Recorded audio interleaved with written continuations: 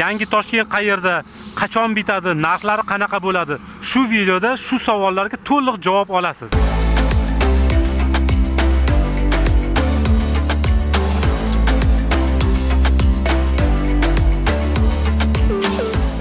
Assalomu alaykum. Yangi Toshkent bosh rejasiga ko'ra 20 ming gektar joyga shahar qurilishi rejalashtirilgan. Hozirda 6 ming gektar joyga shahar qurilishi boshlangan. Biz Yangi Toshkentni markaziy ko'chasida turibmiz. O'ng qo'limda Yangi O'zbekiston bog'i, chap qo'limda Bolta mahallasi joylashgan. Yangi Toshkent shahri nima uchun qurilyapti degan savolga qisqacha javob berib o'taman. Toshkentda havolar o'zgarib ketdi, probka bo'lib ketgan hozir, aholi juda ham zich bo'lib qolgan. Bilasizlar, yiliga 1 milliontadan aholi bizda ko'p.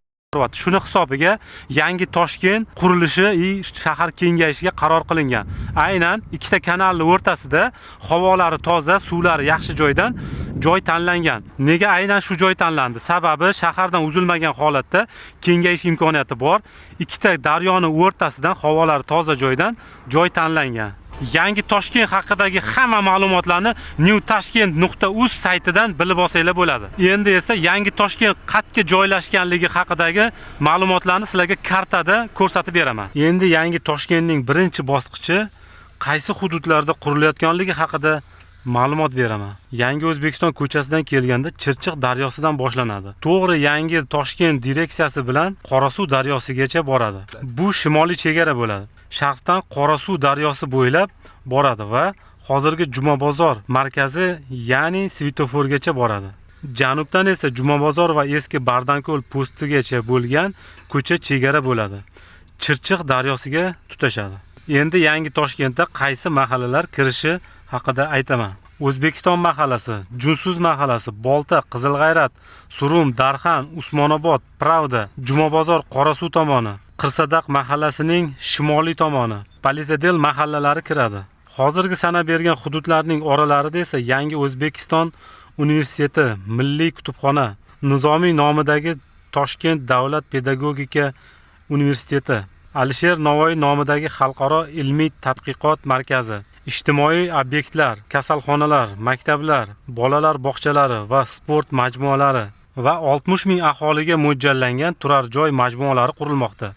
Endi shu joylarda narxlar qandayligi haqida gaplashamiz. Yo'lning yuzi har doim qimmat bo'lgan. 2000 dollardan 10 minggacha edi. Hozirgi kunda eng qimmat joylar Yangi O'zbekistondan kelganda Tabraskadan o'ng tarafga yurganda O'zbekiston mahallasida.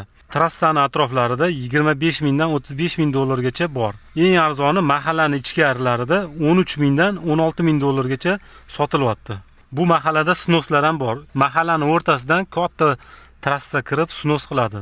Snos bo'lgan uylarga hozirgi kunda 1 sotik uchun 26 ming dollardan shartnoma qilayotgan ekan. Aynan shu mahallamiz Toshkentning o'rtasida qoladi.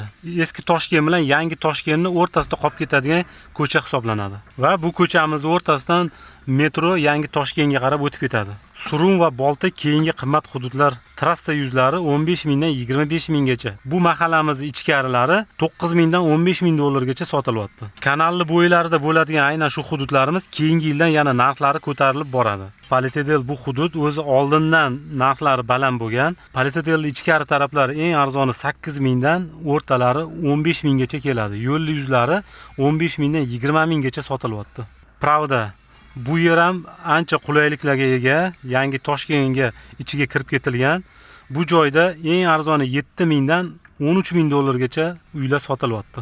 Darxan va Usmonobod Yangi Toshkentning sharqida joylashgan. Hozirgi kunda bu eng arzon hudud hisoblanadi. 5 mingdan 12 minggacha joylar bor. Bu joylarimiz arzonligi katta yo'llar yuziga joylashmaganligi uchun shunaqa arzon sotilyapti. Shu ikkita hududimiz narxlari 2-3 yilda yaxshigina narxlar ko'tarilib ketadi. Tavsiya qilaman shu joyga pulinglarni tikishinglarni, sababi 2 yil 3 yil ichida pulinglarni 2 baravar 3 baravar qilib ko'paytirib olish imkoniyati bor. Jumabozor rayonimiz ikkinchi markazi hisoblanadi. Markaz bo'lishiga qaramasdan, lekin eng arzon joy hisoblanadi. 5 ming dollardan narxlari boshlanadi. Mana Yangi Toshkent markazini qurilish jarayonini ko'rib turibmiz, o'rtasida turibmiz. Ko'rib turganinglar yer osti yo'lagi, parkovkasi, qurilish maydonlarini ko'ryapsizlar ko'pligini, majmualarini. Orqada tog'lar ham shunday ko'rinib turibdi, qor yoqqan, sovuq hozir. Mana sizlarga Yangi Toshkent haqida ma'lumotlarni qo'ldan kelgancha berib o'tdim. Kimda kim shunaqa eko hudud, zamonaviy shaharda yashashni xohlasa yoki pulini ko'paytirishni xohlasa, bizni kanalimizga obuna bo'linglar. Sizlar uchun shu atroflardan shunaqangi yaxshi narxlardan joylar topib beramiz.